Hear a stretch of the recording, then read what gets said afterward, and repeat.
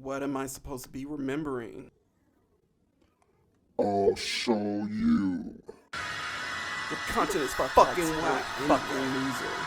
Doom never amount to anything. Why are you trying to imitate MF Doom? I'm pregnant. It's gonna be worse, Doom. Okay. I need a real man anyway. I cheated on you. But it was only like 3 times. I don't love you. No one wants to listen to that nigga shit anyway. No one wants to listen to you. Just stop. Quit. Just quit. Don't you understand? I don't love you. Are you okay? We're about to start. Producer Doom told me to let you know that we're about to begin. Yeah, I think I am. What just happened? Well, I was talking about like my past experiences, and I just wanted to know a little bit about your past, and just for some reason you kind of just drift off for like a moment. Are you okay? Yeah, I think I'm fine. Let's just go ahead and start the show. Welcome to your worst nightmare.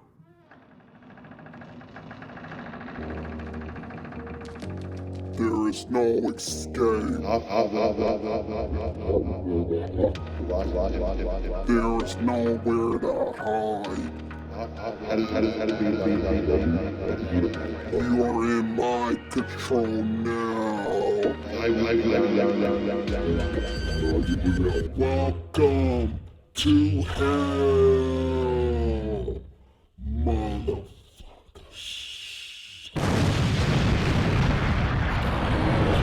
Welcome to hell, everybody, to another episode of Let's Talk About Horror, the horror podcast where I talk about anything related to the genre.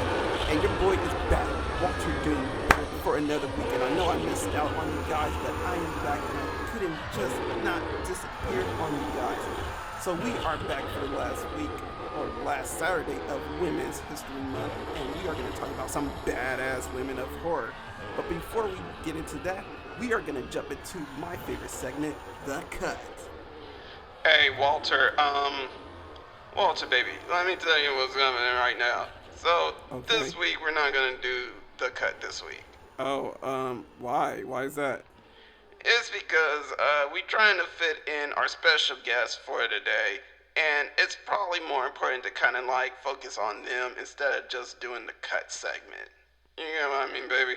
I guess we could probably do it next week, and everything. Look, and also, before we get into, like, the next segment, Walter, baby, just a couple of things I wanted to go over with you. Considering that this is Women's Heritage Month, or History Month, or whatever, I'm pretty sure it's History Month. Just little ground rules that I just got from upper management and what have you, blah, blah, blah. Okay, they would think, like, it's really good that you just not call many women the B word this week in this week's episode. So I can't use the word. I guess. I know it's very disparaging. It's very grotesque, but but I don't this really week, mean it in a disrespectful manner. You can talk back how whatever the fuck you want to. Whatever. But just for this week, baby, let's be a little more respectful. I don't really mean it that disrespectfully. I'm not like, all right, OJ baby. With so, thank you for understanding. We're just going to go ahead and jump into a break, and then we'll come back with the special guest. Well, thank you, Producer Doom. We are going to take our first break right now, you guys, and in this more awkward moment of this podcast. So we are going to come back. And when I come back, we will bring on the special guest of this week. So, like you should say in a scary movie, I'll be right back.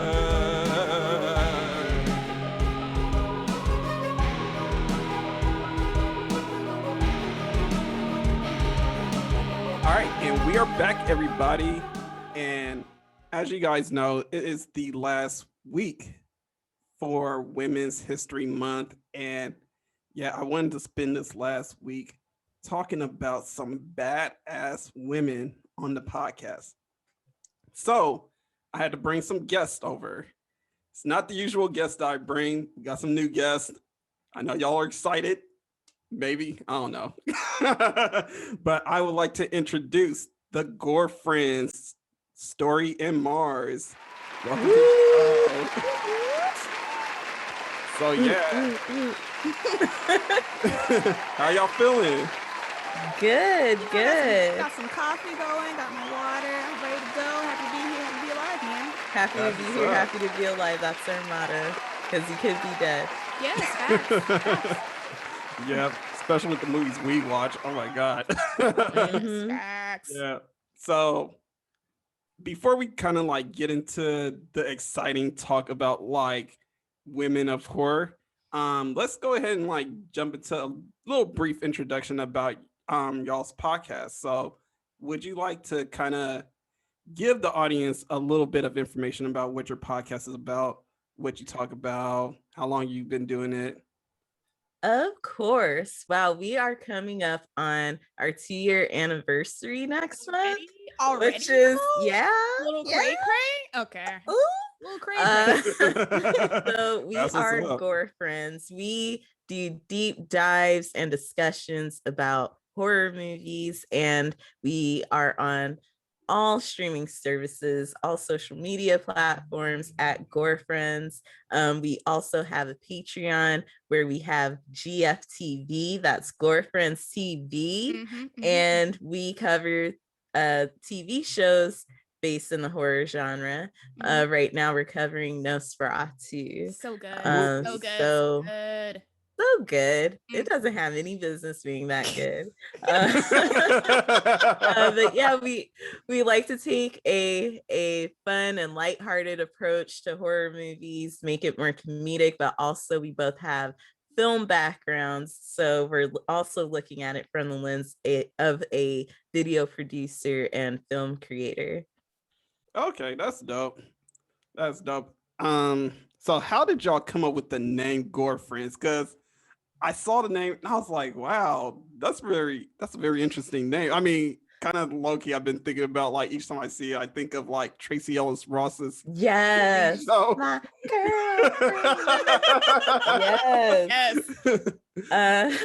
Honestly, I like naming things. So I made a list of 5 names. The others I will not mention because we might need that one day for something. And I sent the list to Mars and I was like, what do you think of these? This is my number 1. And she was like, oh, Gore Friends. And that's what happened. That was it.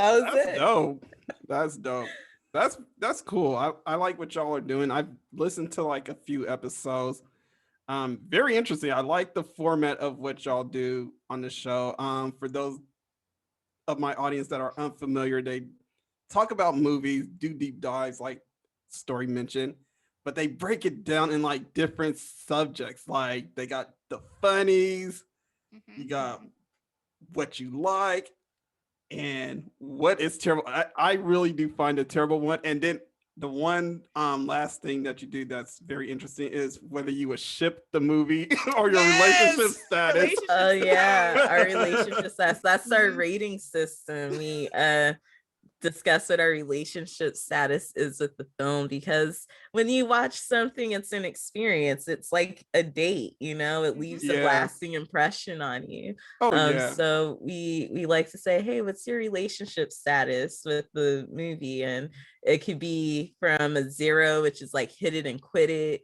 You watched it one time, you don't need to mess with it again. And then a 10 would be put a ring on it, because you would buy it, you would watch it time and time again, and then anything in between, we kind of just make it up. But some of our regular things we bring up a lot is like a seasonal day, which is like you'll watch it during the Halloween season just for the spirit of the season, but probably not any other time during the year.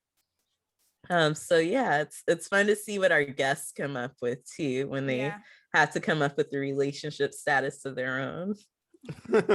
Well, I could tell you, I am definitely putting a ring on the movie Terrifier because I absolutely love that film. Oh. I know we talked about this movie before we got on.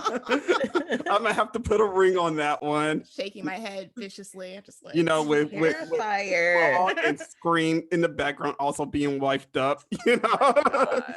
I mean, I'm gonna have multiple wives say, you know, It'd be like that sometimes, you know. yeah, but I'm gonna have to throw into the streets The Haunting of Sharon Tate because that movie is just god awful. I've heard of that movie. All the haunting movies. I'm like, there's so many haunting movies. I always get them mixed up. I'm like, who's getting haunted now? Who is now? Now. Yeah, if you ever watched this movie, it is absolutely terrible because it's supposed to be Hilary Duff playing Sharon Tate when she was pregnant, and they're being haunted by like Charlie Manson and his family and what have you. And it goes into like this whole alternate universe if they were to fight back against Charlie Manson. Okay, I don't want to see a pregnant woman. So it's a fight. theoretical. I don't. It's a theoretical, but they still end up don't. dying. The Still, Quiet Place did it. It could work. But this is a real life situation. That's a delicate That's topic. true. That's like this true. is that was like a huge thing that shook up Hollywood forever. Like it's still terrifying to know. Like so to do a theoretical on something that actually happened with a woman. Like I mean, Once Upon a Time in Hollywood did it too, but it wasn't like her fighting back. It was just kind of like, oh, what if she lived? You know, it ended on a good note. So to have her die anyway, it just kind of seems like a waste of time. That's my TED Talk. yeah, it was definitely a waste of time. But yes, now that we got like pretty much our introductions out the way, let's talk about women of horror. So, as we know, like in a lot of horror movies, we have like our final girls, we have our villainous women, you know, the femme fatales, which I like to call them. And we pretty much have our favorites, you know, ranging from different females like Nev Campbell playing as Sidney Prescott to Octavia Spencer playing Ma for whoever likes Ma. There's people out there's probably someone's favorite film. They probably have it on Blu-ray. They probably do. They're like, someone pre-ordered it. Someone pre-ordered it right after they watched. They're like, "Yo, I love this movie so much." They're like, Brilliant I knew performances. Octavia was special ever since I saw her in the background and Drag Me to Hell. Yo, And I just knew that should make another horror banger. When I saw her getting copies from the printer. I can't. Drag Me to Hell. Oh, that cameo. Oh my goodness. Did you know that possibly they're talking about making a sequel to Ma? Not surprised. I have to see the first one and judge it accurately. Yeah. Trust it. I don't Trust know. Yeah, I mean, I said this once before on my other show, World of Doom. Just make sure you have something to drink, something real strong while watching Ma. Yes. Because it is a ride to get through. But I feel like watching the trailer, you know what kind of movie it's gonna be, and I think they know Yeah. that. It's not like Yeah. a movie that tries to be something else. Like Oh, no. you know what you're getting into when you watch a trailer, which I appreciate. So you can like prepare yourself mentally. Okay, let me get my little wine. A lot of F-ups are gonna happen. Definitely. Definitely. So I wanted to go ahead and start this off, kick off our topic about final girls. So I want to kind of like discuss what are some of y'all's favorite final girl and why, basically. So I don't know who wants to start first. Anyone can start. Yeah. Mars. Man, we out here. Yeah, I'll go. Favorites, I will start off by saying Beth from Hostel 2. For anyone that's not familiar with Hostel 2, it's basically a female version of the first Hostel movie where we're dealing with girls, you know, vacationing overseas, backpacking overseas, and they get, you know, sucked into this torture chamber situation.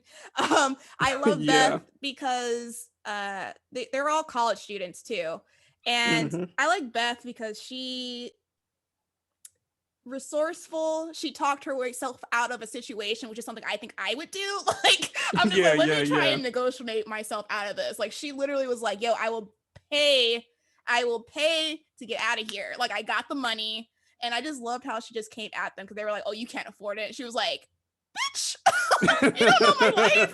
You don't know my life. I have her inheritance. I can buy this whole place if I wanted to. And she just It was like a badass. Bet. Hold my beer. Basically. And I just like that character because of that reason. And she got the tattoo and she was about it. She was like, yeah, I had to do what I had to do to get out of the situation. Oh, So yeah. I like her a lot, and no one, talks about her a lot. No one talks about Hostel 2 in general, but I think it's a really good sequel in terms of horror franchises. So I really enjoy her. And then I feel like this next one's more well known compared to her. But Alice in Resident Evil, Mhm. I don't know if I need to explain what Resident Evil is, but zombies. Yeah, Lots yeah, of yeah. zombies, lots of guns, lots of action. And I think Alice is probably like, when you think of zombie movies, you think of Resident Evil. I think just right off the bat. And I think she's just just a her badass. I like the first one the most. She's personally. iconic.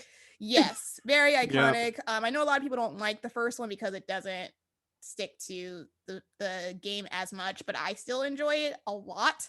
I like to count how many times Michelle Rodriguez gets bit in that film. That's a fun drinking game. So I really love that. I love Alice just because of how, like I said, once she remembers what she can do, it was like game over. Like it was just like, oh, I know how to shoot. I can defend myself. Yeah. Game over. Again, bet. Yeah, it was done. Like it was just because she started off like being kind of timid and just like confused, and then once it all clicked, she just took over the situation. She was like, okay, we're going here, this is the goal, this is what we're doing, I'm not listening to you guys, this is what we're doing right now. So I really enjoy her character because of that too. And those are my two favorite final girls that I'll mention on the show. Okay. That's what's up. What about you, Story? Okay, so my everything is Angela Bassett. And so, of course, I have to say Detective Rita in Vampire in Brooklyn, because she's such a baddie. She was dealing with all these nightmares, and, she turned into a vampire for a little while, and she just went through so much. And then in the end, she was like, you know what? I choose my own life. I'm gonna do what I want to do. And she was like, vampire is cool, but I'll just chill out and be human because I don't feel like killing people. So Yeah. I love Angela, and also Brodiga as Maggie in 13 Ghosts. Maggie minded her business and it saved her life. Literally. No She was lies just here. like, she had a couple of F-ups. They all did. They didn't need to wander the house the way they did. But, at the end of the day, she was like, I quit. I'm not fucking around with these ghosts. I'm not doing this. This isn't what I signed up for. And I was like, okay, I can respect that. She quit because she was like, look, watch your own damn kids if this is what I got to go through. But yeah, those are my top two final girls in horror. Great choices. Oh, those are some good choices. So can you tell me, like, what did y'all base your picks on? Like, how did you go about it? Like, how did you manage to kind of like weed it down to those two? I mean, I wanted to pick people that are not the typical, like of course I had Sydney Prescott from Scream. Love some Sydney. But like I said, I wanted to pick something that's a little bit more obscure, that people might, look over. Of course I chose Beth because I like people that it's kind of realistic, like this situation could really happen, and I like how they handle the situation. And then with Alice, it's just like, you're just cool and awesome, and I want to be like you one day. Goals. But yeah, that's kind of like how I kind of narrowed down my list. I feel like a lot of my final girls that I like are kind of like teens, realistic, everyday people that just happen to be smarter than everyone else on the cast. For me, Vampire in Brooklyn is very near and dear to my heart and soul, because Angela Bassett exists, and that in itself must be celebrated. And Hey, then she was awesome in like American Horror Story for the She- Coven. And just great in everything. in everything she does. Everything she does. She's a She goddess, goddess on breathes earth. better than everyone. I like the praise. I like the praise. But it was my first Wes Craven film. I saw it before seeing Nightmare on Elm Street. I was like 4 or 5 years old, I think, when I saw Vampire in Brooklyn. It was one of my first horror movies, second to only Anaconda.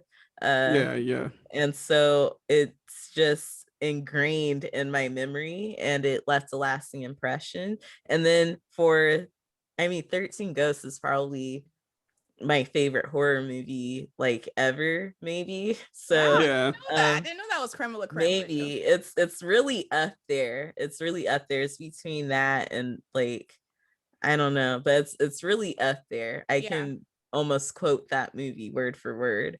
So it was really easy to pick Maggie because and you don't even expect her to live. Like, you don't see her for a good chunk of the last act in the movie. And so to see her come out, like, they kind of just interrupted the credits and you see her emerge from the rubble of the building collapsing. She's like, you know what? I'm sick of these ghosts. That's it. I quit. Fuck it. And like, she lets you leave a smile on your face. You're feeling good. It's like there weren't a lot of losses today. Yeah. And so, you gotta love Maggie.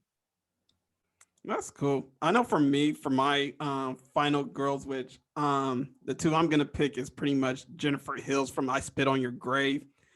I picked her because she really took it to those guys. With a name like that, Yeah. I mean, I don't know if y'all ever watched the original, because there's like an original I Spit on Your Grave, and then there's the remakes and the sequels to that movie. Yeah, I know about this. I guess the remakes.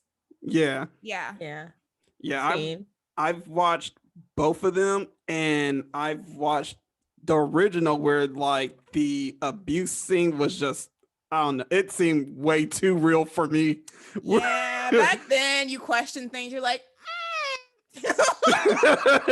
I don't know if this was okay. I'm gonna be quiet, I guess. Yeah, I had a coworker that watched that movie, the original one. Yeah. And he asked me like, bro, what the hell did I just watch? Did I just watch a snuff film? I don't know. Yeah, but in the remakes, I mean, it's brutal, but it's not as brutal as like the original. I still think the original is pretty brutal. When did the original come out? That one came out in 1977. Why did I know 70s? Why did I know 70s? I was like, the 70s were wild. Oh yeah. It was a time for like that kind of filmmaking. Like, not a fan. Yeah. Yeah, so for her, the reason, well, I picked this one because again, she's kind of brutal when she gets her revenge on those guys that abuse her. I mean, she literally, cut a man's genitals off. Oh, Hostel 2. Like Hostel 2. Yeah, I mean, Hostel 2. Full circle.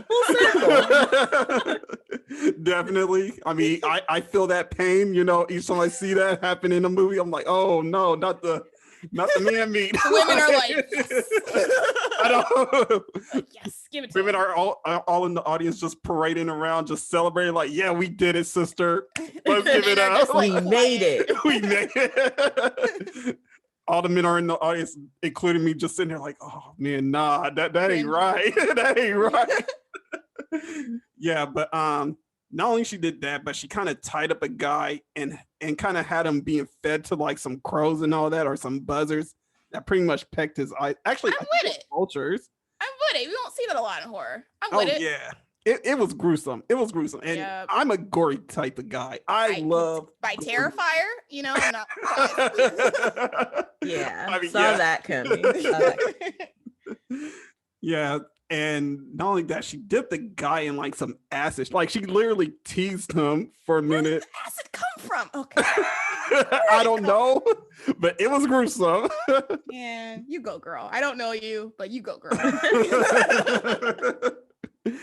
Yeah, that one I really do love. And the other final girl that I like is Erin from Your Next, because she was just really resourceful. She was smart. She was quick-witted, fast thinking. Mhm. She tried to do everything she can to like defeat those intruders that was breaking into the house and everything, even though that wasn't her house. You know, it's her boyfriend's house. Lord. Well, God. boyfriend's family's house. Oh my goodness. But yeah, she did everything she could, tried to survive, killed most of the dudes that were trying to kill her. Man. And then she ends up finding out that like her, and this is kind of a spoiler for anybody that hasn't seen it before, you know, she finds out that her boyfriend and his brother and his brother's girlfriend were all behind this whole elaborate scheme after There all. was a twist. Okay. Because I was like, I remember there being a twist. I don't remember what. Yep. Yeah. There it is. Yep. So that movie, I was just like, wow, that's crazy. But yeah, just mainly after just brutality, how bad did these females get back at these guys? Man. It's almost like a femme fatale almost, but Yeah. But I'm pretty sure. I mean, I could have put like Sydney because, you know, I mean, I love Scream, but at the same time, I couldn't really put her on the list because I was like, you know what, I like Sydney, but I don't really like Was she your Sydney that much. favorite though? Like, Yeah. Yeah. you Mhm. like Yeah. the movie, but do you watch it for Sydney? No, you don't. You don't. You watch it for Ghostface, you know? Yeah, gotta be real with yourself sometimes. And just the Yeah. world itself, like the world of Scream, like how aware it is. And yeah, it's mostly the world of Scream that I enjoy so much, I guess. Yeah. I mean, I was disappointed when they killed off Jamie Kennedy, though. Just Jamie, rip. We all have our final girls, our favorite ones. Who do you think are like the underrated are? Because we do hear a lot about Sydney, we hear about Laurie Strode, you know. Yeah. But what are some of your underrated? And I want to start with Mars because wait, who went first? I went first last Mars. time. Okay, then we'll start with Story first. Okay, so underrated final girls. So not a lot of people have seen Behind the Mask, The Rise of Leslie Vernon. We have a Gore Friends episode on that because I love it. Mhm. And the final girl of that movie, her name is Taylor. And I feel like no one knows who Taylor is, but she deserves a bit of cred at the very least. She documented the journey of this guy becoming a legendary serial killer and then survived his plan to kill her and her friends. So I think she deserves some kind of dub, some kind of recognition for that, I think. And then also Rosemary from Rosemary's Baby. Oh my God, that was a crazy movie. She handled that the best way anyone could. In Yep, her seriously. Yeah. position. She was pregnant, she was ill, and everyone was conspiring against her, including her husband. Like, yeah, for her to go through everything that she went through, like most people would have broke and just been in a corner shaking, and she definitely came out with a knife and was like, where's my baby? Like, Yep, sure did. I hear him crying. So I think Rosemary, and she's like an OG She's icon. final girl. So why not? So those are my top two. Yeah, I don't hear many people talk about Rosemary though as like an underrated final girl. Yeah. She had a whole apartment complex to fight against. A whole building, her doctor. Yeah. Like, yeah. everyone was against her, and she had no way out. Especially for the time period. Yeah. Women were not as independent back then as they are today. She couldn't do a lot of the things. I could just request an Uber and leave home and go anywhere. Yeah. You know, if I have to get away from my husband. But Rosemary didn't have anyone nearby. No one lived in her state. Her family were all out of state. Like, that's a scary, scary time. Yeah. For my underrated, first, since we just covered this movie on the show, it's fresh in my mind, which is why I wanted to talk about her. But Nancy from the original Nightmare on Elm Street, I feel like it's super underrated. You never see her on movie lists or anything like that. But I'm like, you know, we have all these slashers with like teenagers, like, you know, Scream. I Know What You Did Last Summer. Like, those kids were like senior year type situation. I did not know that in Nightmare on Elm Street, they were like sophomores, yo. Like, they were like 15, 16. They were not like that old. So like thinking about that, like being 15 years old and dealing with the stuff that Nancy was going through, I'm like, I wouldn't have made it. I would have died. I was super anxious in high school and just, I wouldn't have survived. Yeah. Nancy was freaking reading like booby trap books and like dealing with her mom being a drunk and like her dad not really listening to her either. Her coming up, she astral projected. Like, it was just like so many things this child did. She hunted Freddy to bring him out of the Freddy. She hunted him. I feel like without Nancy, we would not have Sydney in terms of like badass, like final girls that are just out here being smart and resourceful and stuff like that. Like, I think Nancy really started that trend of being like, yo, I'm going to defeat you and I'm going to hunt you and I'm going to figure out what you do and I'm going to destroy you. And that's Nancy. And I love at the end of the movie where she just turns her back to Freddy. She was like, you're not real. You ain't shit. And she just turned her back on him. Like that. And it just makes me laugh because she's so exhausted at that point. Like, she has bags under her eyes. She has like a white streak, like Rogue and freaking X-Men. Yeah. Like, she's been through so much at 15. Trauma. So much trauma. And it's very underrated. Love her character. And then also my second choice would be Meg from Panic Room. Panic Room is, if you guys don't know, it's more of a thriller, not a psychological thriller, just a thriller. David Fincher is one of my favorite directors, and it's basically a mom and her daughter in this fancy apartment, and they get their house broken into their first day moving in, and they have to hide in the panic room in their apartment, basically to, you know, wait out these people invading their space. And I love Meg because she is a single mom. She just went through a divorce with her husband. Very average Jane character. You couldn't be more average than Meg. She has her daughter. Her daughter is 15-ish.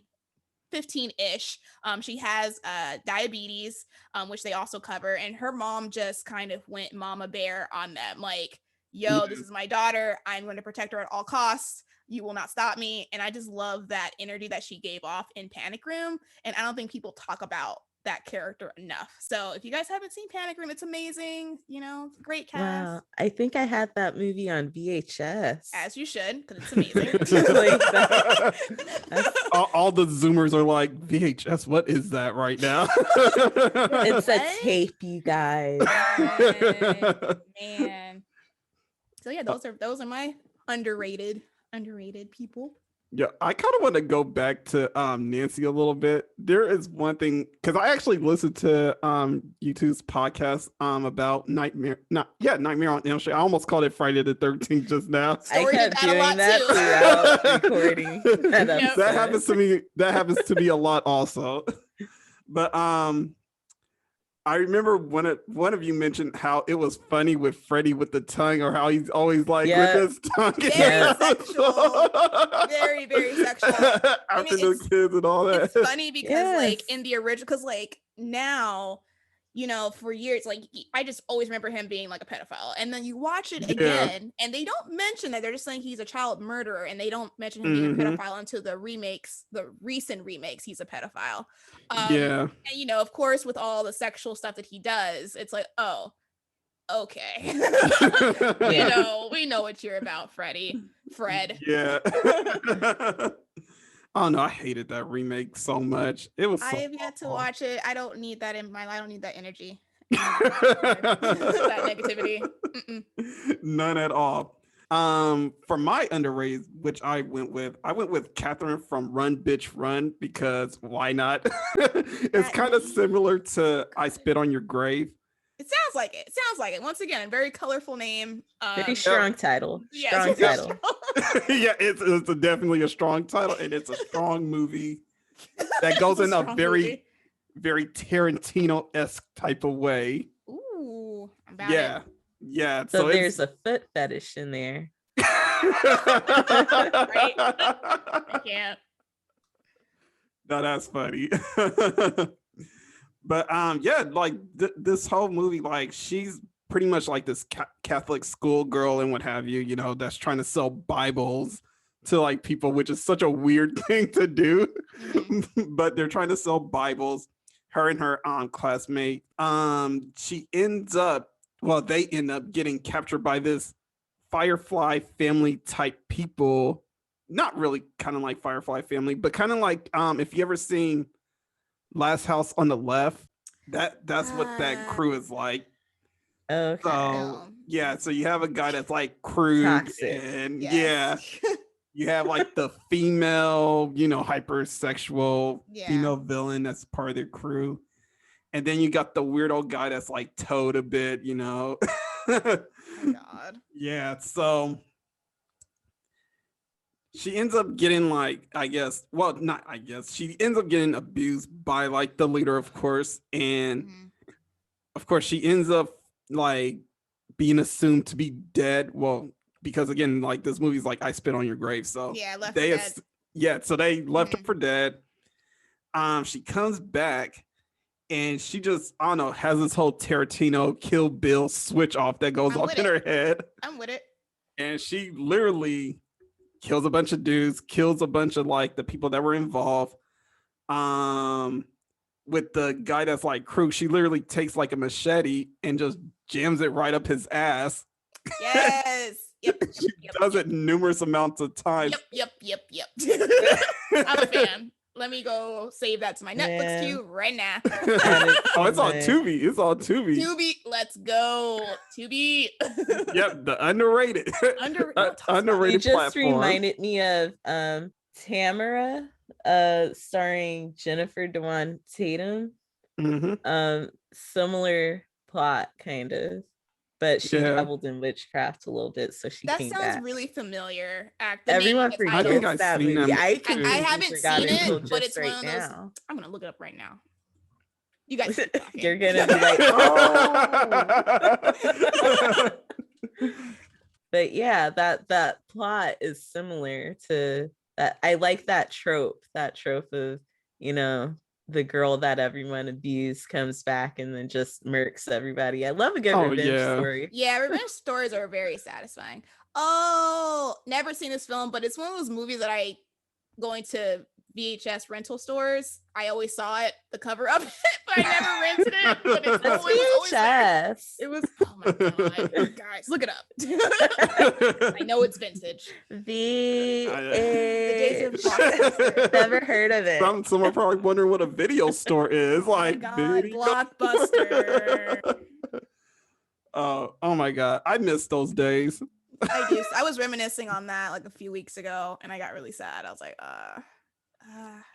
one thing I remember about going into Blockbuster, I always looked at Killer Clowns from Outer Space. That was another film that was always in the video stores. Always in the video stores. They're always there. I did not watch that until we did our podcast episode on it. But yeah. Joyride and The Wrong Turn. I rented those from Blockbuster. The Sixth Sense. Oh my God. Good times. That was an era. It was an era. Especially like The Ring also. Oh my God. I was gonna put Samara on my list, but then I was like, I don't know. Samara just doing too much. Yeah. So I guess speaking of Samara, let's go into like femme fatales, you know. What are some femme fatales that you got that, well, not you guys, but you girls think are very dangerous? I would say like pick your best two if you have to. I will start off by saying Rhoda from The Bad Seed. If you guys are not familiar, The Bad Seed, of course, is a movie about a girl that looks really sweet and innocent, but she is not very much so. It's from the 50s, based off a play that they made into a film, and they shot it very play-like, which is something I really enjoy about that film overall. But I think she's terrifying because, number one, she's a kid, and especially in the 50s, people didn't think kids did evil stuff like that in the 50s. Like, that is just like unheard of. And she was so manipulative, just how easy she was able to manipulate all the adults around her. And a scary thing about that film is that her mom, like a theme of that movie is nature versus nurture, which I think is a really great theme, regarding like if a kid is born evil or if they learn it. And the fact that the mom, like, you know, she ends up finding out that her dad isn't her real dad and that her real mom was like a murderer. So she finds out that her child has these genes. And I think that's freaking terrifying to know that your child is out here murking people and no one like is going to believe you because she's so sweet to everyone.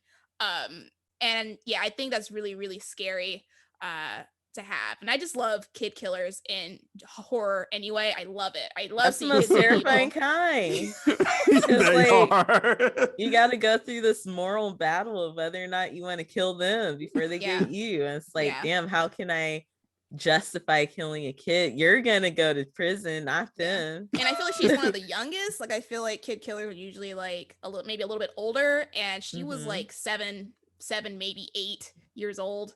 Very young. Yeah, very young. Oh no, the Omen was younger. I feel like he was younger than her, actually. But he came along like 20 years later, I think, in the 70s. So I feel like she's one of the first kid killers around there. But yeah, that was one of my favorite kid killers. I mean, femme fatales, because I feel like also when you think of femme fatales, I think of like Fatal Attraction and like adults that are, you know, a woman that's obsessed with this guy because he doesn't want to date her. Female. Exactly. That's kind of like what I think of, and I wanted to kind of go a why we gotta route. be crazy? Why can't we just be murderous? Right? You know? Right? Sometimes you just want to just cat fools, you know? Yeah, exactly. So I just wanted to go another route besides going with the, you know, crazy obsessed girlfriend. I wanted to go with the kid route. So Yeah. It kind of reminds me of Prodigy a little bit. I don't know if y'all ever seen. I haven't seen Prodigy. I know of it. I didn't really trust it, so I didn't watch it. Surprisingly, it's actually really good. Okay, I'll put it on my list. I'll add it. I'll add it. I mean, I actually liked it, but I usually like crappy movies. Oh, here we go. At least you know. But I actually thought it was really good because, you know, the kid, he got pretty much inhabited by like a killer who was killing like all these women. And basically, like, when the killer got killed by like police and everything, his soul kind of went into the kid. Oh, like Child's Play. Yeah. Like Child's Play, but with a real person. Like the goal. It's basically the goal of Child's Play. Basically, he wanted to go into a kid, but he went into a doll. So it's like, what if he actually went into a kid? Like, that sounds like. Oh, yeah. Yeah, it's definitely, it's very Child's Play like. Like, that's the first thing I thought of when I was watching this film. I was like, oh, this is kind of like Child's Play because it's by the same people who did the new Chucky movie. Which we enjoyed, surprisingly. I like the new Chucky. Okay, cool. Because I feel like a lot of people hate on it. I feel like it just dragged in some places, but that was like more on the writing and production side, not so much of like me hating the actual doll or anything. Oh yeah, but, I hated the doll. I feel like it had to be modernized. Yeah, I liked how they modernized it, and in terms of like remakes and stuff, it wasn't as bad as it could have been, in my opinion. Opinion. I mean, it wasn't Nightmare on Elm Street. It wasn't that remake. We don't talk about this one was a little bit better. Yeah. Speaking of Child's Play, you just reminded me of Tiffany, who's a really dope femme fatale. She didn't ask to be a doll. Chucky was just awful. Oh yeah. But then when she became a doll, she was like, "I'm gonna get a body though, and it's gonna be Jennifer Tilly's body because I love Jennifer Tilly." which is ironic. Yes, Ironic right? and funny is like Tiffany's being played by Jennifer Tilly, and she's trying to inhabit Jennifer Tilly's body. It's so good. Yeah. So good. And I love the way she was like ride or die for their kid. She was like, whatever you want, sweetie, I'll support you. And like it's just I actually really enjoyed The Bride of Chucky for a femme fatale. But I wrote down on my paper from Mayhem. If you're not familiar with Mayhem, get yourself a Shudder subscription. Yes, Shudder is life. You're welcome. Lit. Shudder, man. Okay, Mayhem. There's an illness that makes people very aggressive and hypersexual, and just any little trait that you have is exaggerated. And so for 8 hours, people are quarantined in the building that they work in, and Stephen Yeun's character just lost his job. Samara Weaving plays Melanie, who was just denied a loan, and so they're going crazy, and they're like, yo, let's team up, let's work our way to the top. He's like, everything we do is going to be dismissed because we have this infection, so let's just murk everybody, right? And then I'll give you the deed to your house. And she's like, bet. And let me tell you this one scene when I knew she was a baddie and they needed to watch out. He said, put this track on my playlist. And then she was like, all right, bet. She kicked off her heels, she put on her shades, and she had a nail gun. She was like, come get some. Took out 3 people by herself in like a minute. And that's when I knew. I was like, she's going on my list. She has to. Who's gonna fuck with her? Not me. After that.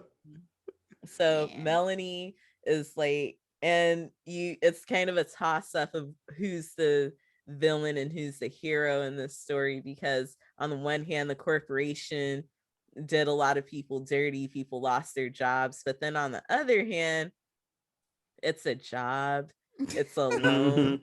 They're killing people to get his job back. Not just get his job back, he takes over the company and then resigns for the severance pay. So it's like, is it justified? It's up to you, really. But Melanie's on my list and she's staying there, so there you have it. Man, so good. Speaking of Samara Weaving, real quick, I think I have an honorable mention for Grace and Ready or Not, real quick, for Final Girls. Yes. Oh, whoa! Man. How did I not? I should have just rolled through our episodes and just. I should have threw her on my list as far as like Final Girl. So she's great. So good, man. So good. Yeah, wow. I'm gonna have to throw her on my femme fatale. Well, I threw her on my femme fatale list. Have her be femme fatale. F it. Like, yeah. She not only defeated the family, she defeaed the devil. The evil. Yes. And it was like for Satan to come up and be like, touche. And then like just let you leave. Yeah. So good. Like, love her. Play. So smart character. Like, she didn't have that many F-ups, I feel like. Like, she was like, okay. No, she was, she did everything she could. Yeah. She knew that she was going to have to fight for her life that night. She was like, oh, hide and seek. Yeah. Didn't even know she was playing for her life. Yeah. Man, baddie. But Babysitter, though, have you seen the Babysitter? I have not. I know of it. Oh, I know my of God. it. You're educating us right now, putting us on. She is just very diabolical in this movie, very manipulative. Like, and I'm talking about like the first Babysitter movie, because in the second one, she kind of comes back, but she's not as like a villain. She's more like in a way, an anti-hero, what have you, you know? But in the first film, I mean, she's babysitting this kid who is like, I believe he's like 13 years old now, you know, in the film. And she's just like babysitting him and what have you. And she's trying to teach him about, like, I guess talking to girls and growing up and what have you. And that moment where she thinks that he's asleep, he's actually pretending to be asleep so he can see what she's doing. And what she has is like her friends over, and what they're doing is like this whole satanic ritual. Yeah, that's what I remember. Yep. Yep. That's the movie. Yeah. And they're trying to take like the boy that she's babysitting, trying to take his blood because he is a virgin. So that's savage. That's not right. That's yeah, not they're trying to get his blood so they could make their satanic ritual and get all their wishes that they want. Gotcha. Yeah, but the Not thing okay. is that she is not only just a straight up savage, like in Ready or Not, but she is just like manipulative. She just forces everybody to do whatever she wants them to do, take whatever kills that's kind of coming her way, you know, and force everyone else to get killed that way. I mean, I wouldn't say like she was my favorite femme fatale or the most dangerous, but she was up there as far as like, you know, scary ones to not deal with. As far as like dangerous, I'm gonna have to probably go with Annie. From Misery. Breaking legs out here. And shattering legs, shattering ankles. Oh my god. Shattering the ankles. I'm gonna tell you this right now. Nothing is more scarier for a man to just, you know, think like he's being taken care of by somebody who is being kind, but turns out to be stalking you. Yeah. And they have this whole delusional dream of being with you. Now I want to watch that movie. Man, it's so good. It's so, 'cause it is like a spiral of like, okay, you're helping me. And then like slowly he just, you know, I can read people well too. So I'm like, I understand where he's coming. It's like, yo, I can read that something is off and there's nothing I can do. And that's, like you said, it's so scary, man or woman, to be like, I can't leave. I am injured. I have to be in this home with this crazy person. My life is in their hands, literally. So it's terrifying. Yeah. And she puts in the work. She puts in the work. I was gonna bring that up. I was gonna say, I just envy at how fast he wrote a new book. Right? Like, I'm like, man, I'm clock's ticking. I've been working on a book for 10 years now. Like, it's crazy. Yeah, he wrote that, and then she didn't like it, and he had to write again. Like, it was yeah. He's like, wrong. Do it again. He was like, what? And this wasn't like, like a Cat in the Hat type book. Like, this was like Stephen King words, like little letters, little words, huge book, and like she was just like, nope, do it again. Yeah. I honestly, I don't know what I would do in that situation. Yeah. It's I don't even even want she's to not typewriter, bro. On a she's typewriter. She's not like fit or like fit, like she's not young. She's not like physical. Like, we could take her on, like us. We could take her on because we're younger and stuff. But she shovels snow. She did shovel snow. She got gains, whether you want to believe it or not. Yeah, I can outrun her. But like, not if she hobbles you like how she hobbled him. Man, I'm just saying, in comparison to the other femme fatales that we cover, like they're usually young and like able-bodied and stuff, active. I'm assuming more active than she is. And the fact that she's on this list with those others just shows how scary she is. It's like, yo, very unassuming. She could be someone we see at Ralph's. Like, she looks very average looking woman, and you wouldn't think anything of it. She looks like a Karen almost. Yep. She'll be like, I want to wear a fucking mask. I can imagine Annie. Now, every time someone asks to speak with the manager, I'd be like, you have an author in your home. Held captive. I'm an author in your home. I'm dead. That's funny. All right, so pushing forward. So I wanted to make this a little bit interesting. And we talked about this in pre-production and just in general, really. But as far as like femme fatales, who should get a sequel, why, and what would it be about? And it could be just, it doesn't even have to be the ones you mentioned. It could be just any femme fatale. Okay, so I didn't have an Mhm. answer for this before we started, but Okay. I just got inspired right now. Can we have a prequel with Annie, please? Oh yeah. Oh A yes. Yes. prequel. Let's see the Can we descent have into that? madness. I'm Like Let's about watch see her it. grow up. I'm about it. She was a nurse that murdered people. Like, Oh, She that's murdered- right. she murdered her husband, That's too. Right. Yeah. yes. She been out here. She, Like, she's the baby killer. She is the baby been out killer. here. She been out here. I would watch that. I would watch that. That's gonna be my answer. That just came to me. And the Holy Spirit came down and was like, "This is what you need to say." And I was like, "Bet." So that's gonna be my answer. I need a prequel. I need a prequel with Annie. I mean, we need to make that happen. We need someone needs to Right? petition Like, this. We need this to start happen together. They kind today. of touched on it with Castle Rock, but that's a show, so it's not really the same. But I think they kind of Mhm. dabbled in that a little bit. But yeah, I would love that. What about you, wow. Story?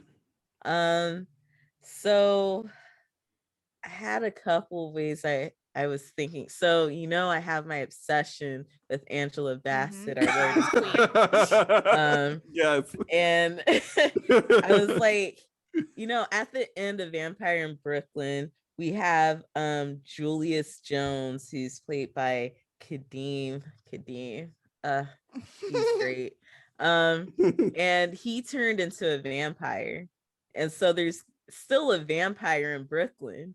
Mm-hmm. And he'll probably make more vampires in Brooklyn. And they Mhm. also made it clear that there were vampires in the Caribbean islands where Maximilian came from. So I'm like, so she chose not to become a vampire, but she still has to deal with vampires. And so I would kind of like to see a sequel or even a TV series where it shows like what happened after Maximilian died, because he left a freaking mess in Brooklyn. Like there are so many more oddities and things that are happening in Brooklyn.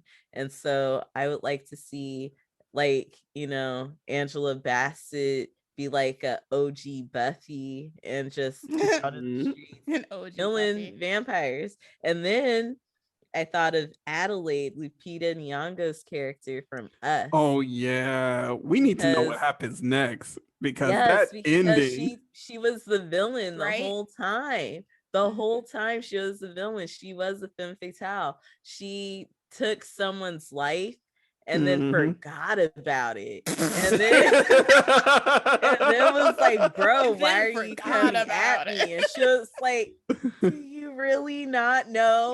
And she's like, no, why are you here? Because you're me. Like, yeah. and She then she literally killed forgot. her. And then she Mhm. killed her. And her son, I feel like the last shot of her in the car looking back at her son kind of shows that her son figured out that she Yeah. was, one of the untethered. And Mhm. so Yeah, he and saw just the whole way thing. and just the way the movie ended, with all of them just kind of standing there, I'm like, what's the end game? Like, what's the goal here? Yeah. Why and what's next? Was that the plan was just to be seen, which is, it speaks volumes and themes in itself, but how does Adelaide handle rediscovering who she is and Mhm. living with what she's done now that she's grown into an actual person with thoughts and feelings and a conscience, so Yeah. I want to see a sequel, or something, a short, give us something, a DLC, something. DLC. Like- I like that one. Yes. Like- PlayStation DLC I $15.99. Let's go.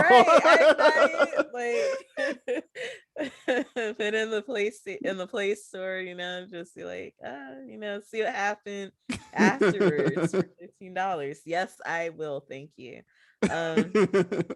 So yeah, she has, these memories returning to her from. Mhm. It's like, how does she cope with that? is she gonna tell her husband the truth? Like, there's so many questions at the end of that movie that I need answered. So I definitely want a part 2 for Us. And I feel like I'm like one of very few people who feel that way, because so many people didn't like it. Because of the unanswered questions. Yeah. I kind of like it. Miyazaki movies, Studio Ghibli, he always leave a lot of wonder at the end of his films. He always leave a lot of, he doesn't really give you all the satisfying answers of, like, sometimes there's a romance that you never really see come into fruition, or you just want to know like what happened to the characters because it leaves off open-ended. And he's like, like, use your imagination, use your sense of wonder, like, so I feel like Jordan just wanted us to just really think about what transpired and not so much of what happens after, but I can't help it. And I want more. Yeah.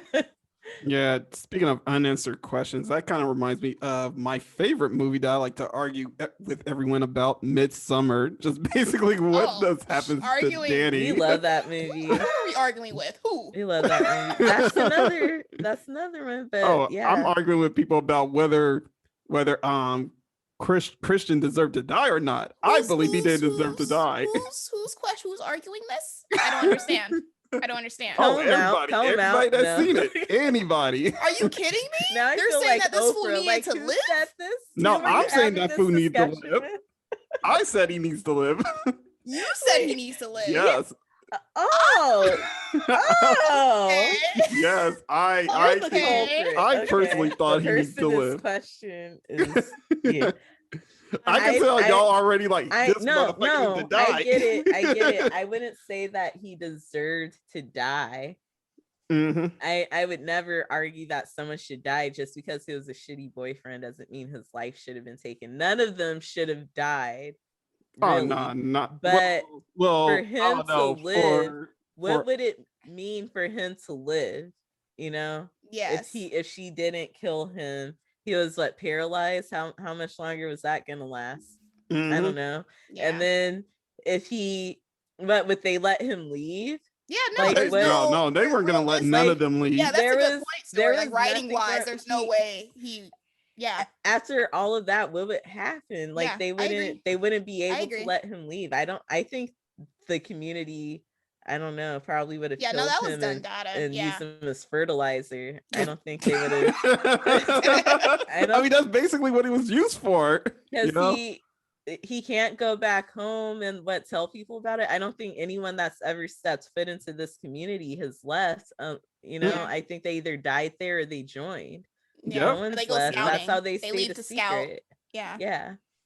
So, that's a great point, Story. Like from a writing perspective, like there's no, like realistically, that's not gonna happen. That's not gonna happen. And then the whole thing with like even Danny, that's her character's name, right? Danny? Yeah, Danny.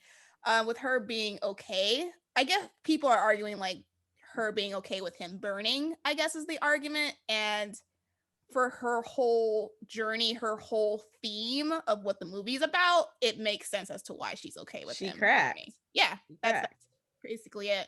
But yeah, she had but she was going to be okay they either. Wrote in the script that she was having a psychotic break and she was just off her rocker at that point.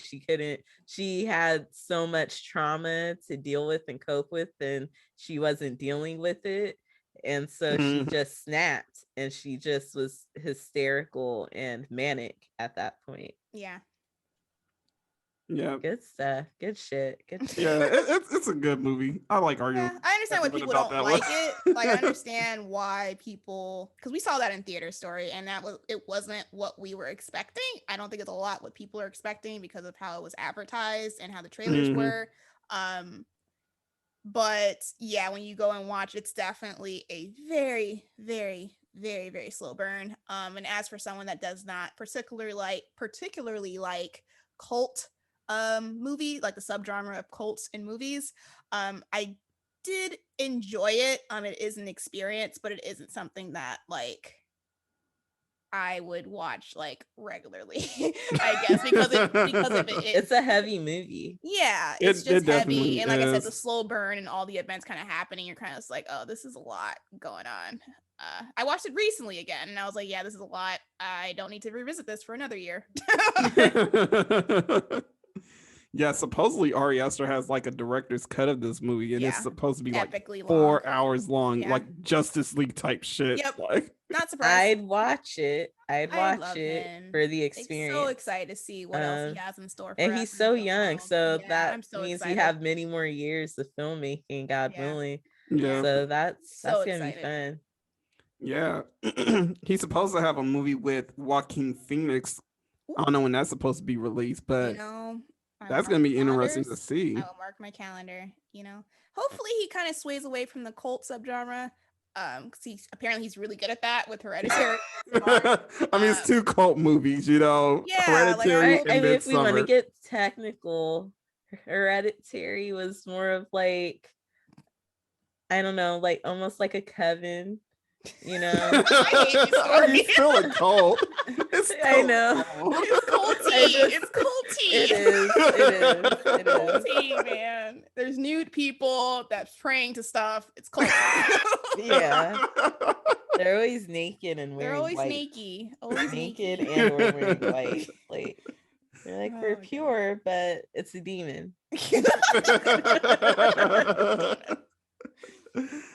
Oh, all right. So I didn't go over which one I would like to see a sequel of. I'm having a hard time choosing this one. I'll probably have to choose, even though there was a sequel to this film, but it wasn't a very good one either. But I'm gonna have to choose Carrie White, because I had her on my list for Femme Fatales, Mhm. but I didn't choose her as my most dangerous one, even though she is pretty dangerous. I mean, But she's pushed to that limit though. Like yeah, I don't really care for Carrie. Because I don't like Cinderella type stories where people are just getting abused for like 90 minutes. And then yeah. For and no they have a- reason. Run away. I don't Run like away. movies like that because I just get frustrated and I just feel too bad for the character. Of course, Could have it's really gotten satisfying. emancipated. She could have. She did not Like of need course to. it's Yeah. satisfying to see her burn everyone at the end, but it's just Oh, too much to yeah. get to that point. And I don't care for. I've seen it probably once in high school, which is probably the ideal time to watch Carrie. But yeah, I was like, yeah, I don't like this movie very much.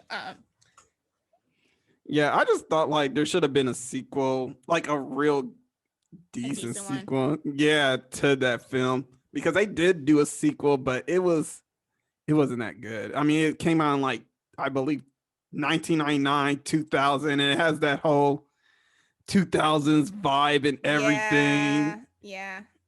and it just it wasn't good at all. Yeah, I can imagine. Because that was in late 70s. I want to say late 70s for Carrie. Early 80s, maybe. I'm like, Yeah, I I'm just blanking. I remember my believe it. dad told me the story of Carrie as a bedtime story.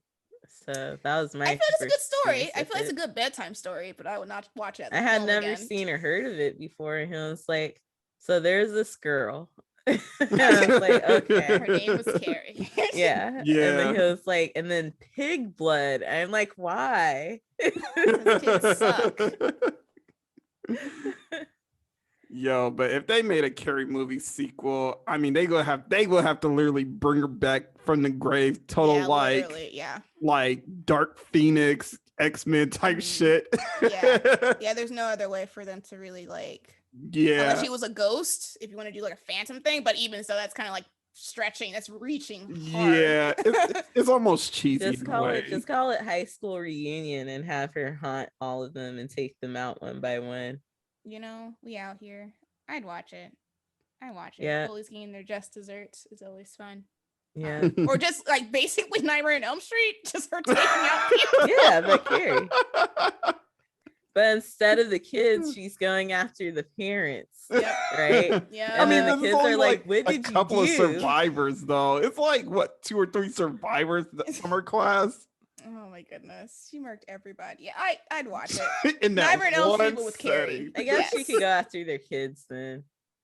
I'm with it. I'm with There it. are some survivors. Not everybody burned. Well, not everybody burned. A lot of people ran. As I would have. I feel like it's just cursed now. As soon as the thing spilt, I would be like, well, time to go. That would have been my time to leave the prom. Like, well, time to leave the prom. They spilling pig's blood out here in these streets. I don't deal with that. I don't. Not a fan. Not a fan. Yeah, I don't remember seeing like one black person in that film. Rightfully so, because we don't mess with that. That's not. Because we understand the trials and tribulations that come with being oppressed and bullied. Yep. And so we don't need to inflict that on other people. I feel like yeah, that's a whole nother podcast discussion. It is great discussion. Yeah. Well, I guess that's it for today. So I would like to thank you two for coming along for the show. Thank you for having us, man. This is so much fun. I love being a guest on people's shows. It's really nice. Really nice. Had me thinking about things I hadn't really considered before. Right. Yeah. Hey, that's what we do here. I didn't know about. Gonna be on Tubi later. Tubi, not sponsored. Tubi. Not sponsored by Tubi. I know, but if you want to sponsor, I got a line that's open. I'm pretty sure they got line open too. Man. Tubi's amazing. Just Call us. Any of us, really. Yeah. So before I let you two go, can you please tell the audience one more time where they could find you and all the social medias?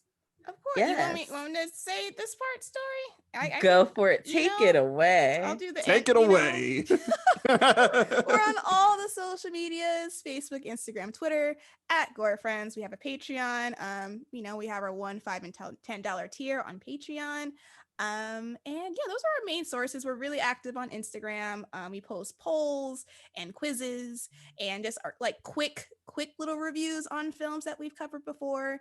So please check us out on there. We're very interactive with our people in the horror community. So yeah, come and say hi. All right. So yeah, we are gonna go ahead and take another break, you guys. And when I come back, it's going to be the slasher corner. So like you shouldn't say in a scary movie. I'll be right back. Ooh, slasher corner.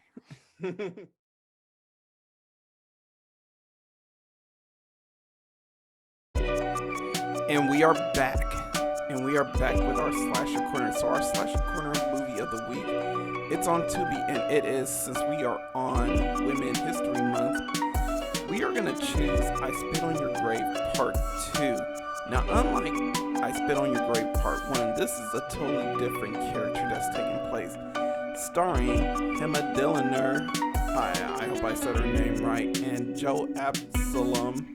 I swear, I'm just butchering people's names. Anyway, the premise of this film goes as this. When Katie innocently accepts an offer to have new photos taken of her for her portfolio, the experience quickly turns into a nightmare of sexual assault, torture, and kidnapping. Now she will have to find the strength to exact her brutal revenge, and my goodness, was her revenge hella brutal. I'm just saying. I'm not going to spoil anything too much. If you want to check this movie out, it is on Tubi. Definitely check it out, and I believe it's on Amazon Prime also, but don't quote me on that. But anyway, I'm about to sign off for today. This has been another episode of Let's Talk About Horror. It's your boy Walterdoom signing out. If you want to follow me on my social medias, which is Instagram Walterdoom, Instagram Walterdoom1, because someone has taken Walterdoom. And if you want to listen to me on any streaming platform that streams podcasts, I'm on Apple Music, Spotify, Anchor, wherever you get your podcasts. So yeah. So once again, this has been another episode of Let's Talk About Horror. It's your boy Walterdoom signing out. This is America. Don't let them catch you slipping now. Stay diabolical, people. Peace.